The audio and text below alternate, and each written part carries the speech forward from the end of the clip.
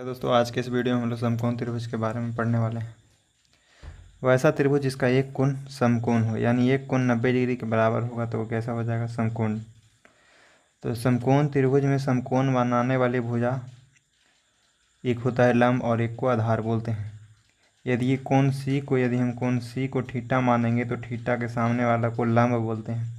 और जो समकोण के सामने वाली भुजा होता है, यानी जो कोण समकोण होता है उसके सामने वाले भुजा को कर्ण बोलते हैं। जो 90 डिग्री के सामने वाला भुजा होता है जो कर्ण होता है और जो कि सबसे बड़ी भुजा होता है।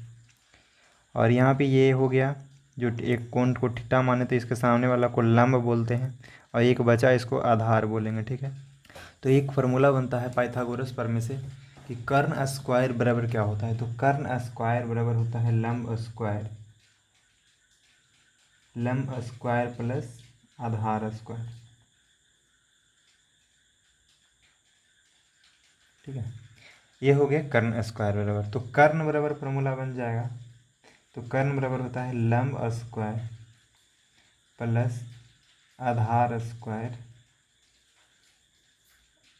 यानी कि रूट अंडर लंब स्क्वायर प्लस आधार स्क्वायर। निकालना चाहें तो पहले तो लंब स्क्वायर निकालेंगे तो लंब स्क्वायर हो जाएगा, ये लंब स्क्वायर कर्ण आधार स्क्वायर को इधर, यानी कि कर्ण के स्क्वायर माइनस आधार के स्क्वायर। तो लंब बराबर फॉर्मूला बनेगा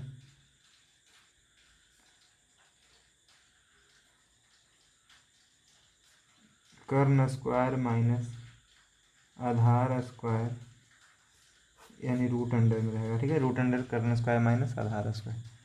अब यहाँ से हम आधार स्क्वायर निकालेंगे तो आधार स्क्वायर बराबर हो जाएगा कर्ण स्क्वायर माइनस लंब स्क्वायर। तो आधार बराबर रूट अंडर कर्ण स्क्वायर माइनस लंब स्क्वायर। ठीक है, अब यहाँ से हम तीन फार्मूला मेन है जो है उसको हम निकाल लेते हैं, जो कि यूज होने वाला है। तो कर्ण बराबर क्या होता है? तो कर्ण बराबर हो जाता है लंब स्क्वायर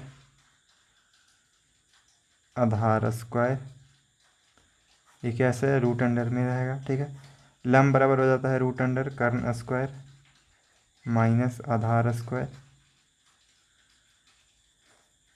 तो आधार बराबर सबसे पहले रूट अंडर कर्ण स्क्वायर माइनस लंब के स्क्वायर। ठीक है, अब यहाँ पे हम लोग आगे बढ़ते हैं। ये समकोण त्रिभुज है, समकोण के त्रिभुज के सामने वाला समकोण के सामने वाला भुजा को कर्ण बोलते हैं। तो कर्ण को हम लोग एच से हाइपोटेनियस, आधार को बी से और लंब को पी से परपेंडिकुलर। ठीक है, यानी हाइपोटेनियस बेस और लंब परपेंडिकुलर। ठीक, तो यहाँ पे इसका फार्मूला हम अभी यहाँ पे लिख लेंगे। एच बराबर क्या होता है? तो एच बराबर फार्मूला बनता है पी स्क्वायर, यानी एच बराबर root under P square plus B square.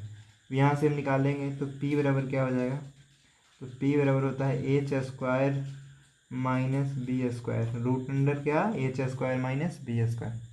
अब यहाँ से निकालेंगे कि बी बराबर क्या होता है? तो root under H square minus B square. ये तीन फार्मूला जो कि हमको याद रखना चाहिए हमेशा। ठीक है, अब इसके बाद हम लोग यहाँ पे इसका क्षेत्रफल निकालना चाहेंगे तो क्षेत्रफल कैसे निकलता है? तो देखिए, यहाँ पे ये बेस है, तो बेस है, ये त्रिभुज के लिए हाइट हो जाएगा, जो कि लंब है, जो इसके लिए क्या हो जाएगा? हाइट होगा। यानी इसको आधार मान रहे हैं तो ए बी, बी सी आधार है तो इसके लिए ए बी क्या है? हाइट है। ठीक है, तो त्रिभुज का क्षेत्रफल बराबर क्या होगा? तो समकोण त्रिभुज का क्षेत्रफल बराबर होता है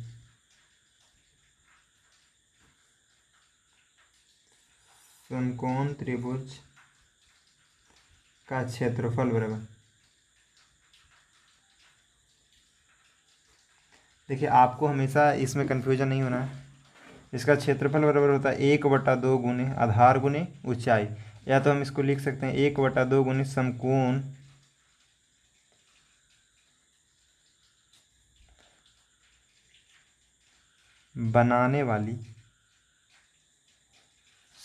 बनाने वाली भुजा का गुणनफल, भुजा का गुणनफल, यानी कि जो भुजा समकोण बना रही है उसका गुणनफल। यानी कि इससे इसका मतलब ये हुआ कि 1/2 गुने समकोण बनाने वाली भुजा एक है BC और एक है AB, यानी कि BC गुने AB, दोनों का गुणनफल ही तो पुस्तक। इसको हम लिख सकते हैं 1/2 गुने BC को आधार, BC को आधार और AB इसके लिए क्या हो गया, ऊंचाई। ठीक है,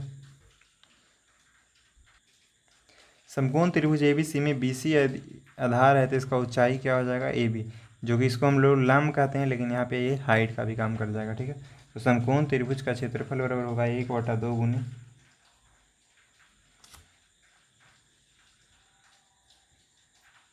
आधार, यानी कि आधार क्या है BC और गुने ऊंचाई। ठीक है, यानी इसको लिखना चाहेंगे तो ये 1/2 गुने आधार को BC और ऊंचाई क्या है तो AB। तो यहाँ से हम लोग यदि ऊंचाई निकालना चाहेंगे तो फॉर्मूला इसका बन जाएगा ऊंचाई बराबर क्षेत्रफल, यानी कि जो त्रिभुज है समकोण त्रिभुज का क्षेत्रफल और बटा आधार। तो आधार बराबर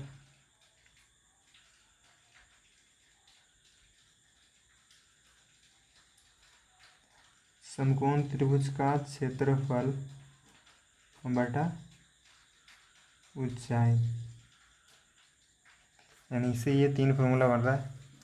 समकोण त्रिभुज का क्षेत्रफल 1/2 गुने आधार गुने ऊंचाई, तो ऊंचाई बराबर क्षेत्रफल बटा आधार और आधार बराबर क्षेत्रफल बटा ऊंचाई। ठीक है, अब यहाँ से इसके लिए हम लोग कुछ क्वेश्चन है जिसको सोल्व करेंगे। चलिए क्वेश्चन बनाते हैं। एक समकोण त्रिभुज का आधार 12 सेमी तथा कर्ण है जो 13 सेंटीमीटर, तो इस त्रिभुज का क्षेत्रफल ज्ञात कीजिए। दोस्तों यहाँ पे हम लोग को आधार और कर्ण दिया हुआ है, इसका क्षेत्रफल निकालना है। तो क्षेत्रफल का फॉर्मूला में हम लोग को आधार और क्या चाहिए, ऊंचाई चाहिए। तो यानी सबसे पहले हमको यहाँ पे क्या निकालना पड़ जाएगा, तो इस त्रिभुज का क्षेत्रफल निकालने के लिए हमको सबसे पहले यहाँ पे ऊंचाई चाहिए। यानी कि यहाँ पे इसका आधार है, तो मान लीजिए कि त्रिभुज ABC में कोण B है जो क्या है, समकोण है। ठीक है, तो समकोण के सामने वाला कर्ण होता है, तो कर्ण कितना सेंटीमीटर दिया हुआ है, 13 सेंटीमीटर। और एक को आधार मान लेते हैं, तो आधार क्या है, तो 12 सेंटीमीटर। ठीक है, ये लंब निकाल लेते हैं। यहाँ पे लंब बराबर होगा कर्ण के स्क्वायर, यानी कि रूट अंडर कर्ण के स्क्वायर और माइनस आधार के स्क्वायर।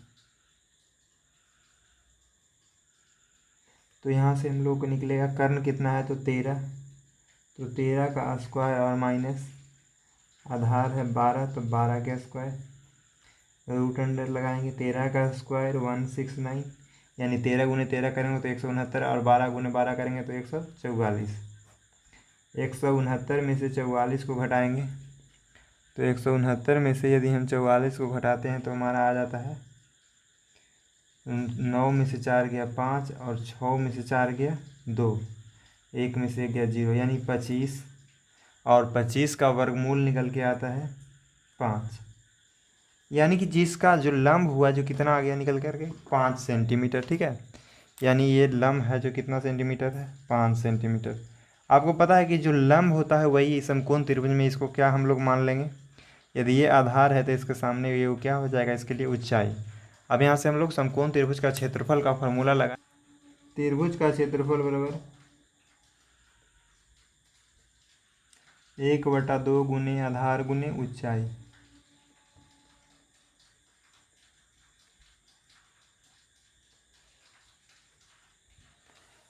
ठीक है, तो यानी इसको गुना कर लेते हैं, तो 1/2 आधार कितना दिया हुआ है, तो 12, और इसका ऊंचाई कितना आया है, तो 5। इसको से ये काट लेंगे, 2 6 12 में 12। अब यहाँ पे हम लोग 6 को 5 से गुना कर लेंगे, तो 6 गुने 5 इतना इक्वल टू 30, और यहाँ पे हमारा सेंटीमीटर में था तो यहाँ पे क्या हो जाएगा, क्षेत्रफल निकाल रहे हैं तो सेंटीमीटर स्क्वायर इसका आंसर हो जाएगा। ठीक है। क्वेश्चन है कि एक समकोण त्रिभुज का आधार है जो 6 सेंटीमीटर है और लंब है जो 8 सेंटीमीटर है, तो त्रिभुज का क्षेत्रफल ज्ञात कीजिए। तो त्रिभुज का क्षेत्रफल बराबर फार्मूला होता है, यानी समकोण त्रिभुज का क्षेत्रफल निकालने के लिए जो फार्मूला लगाएंगे हम, तो 1/2 गुने आधार गुने ऊंचाई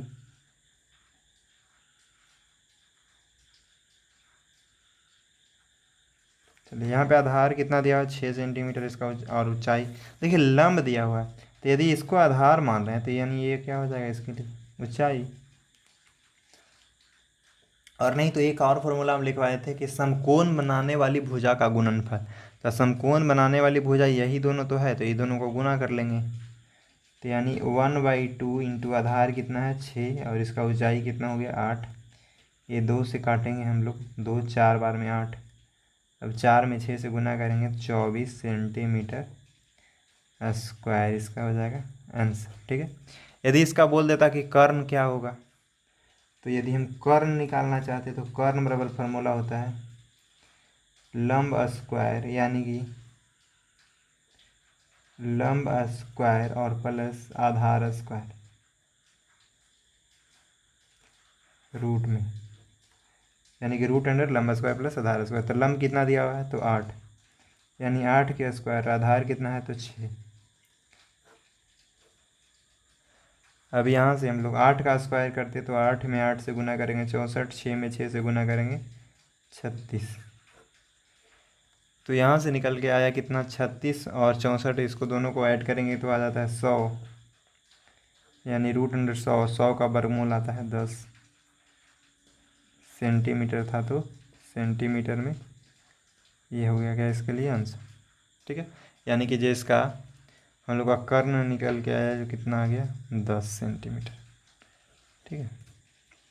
अब यहाँ पे हम लोग देख लेंगे कि कर्ण को हम लोग लिख सकते हैं एच से, लंब के लिए पी और आधार के लिए बी। ठीक है।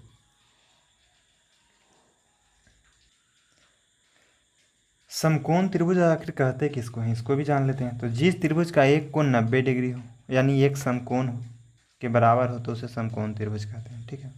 यानी कि कोई भी त्रिभुज रहेगा उसका एक एंगल यानी एक कोण क्या हो जाए 90 डिग्री के बराबर, तो उसको क्या कैसा त्रिभुज बोलेंगे, तो ये हो जाएगा समकोण त्रिभुज, यानी राइट एंगल ट्रायंगल।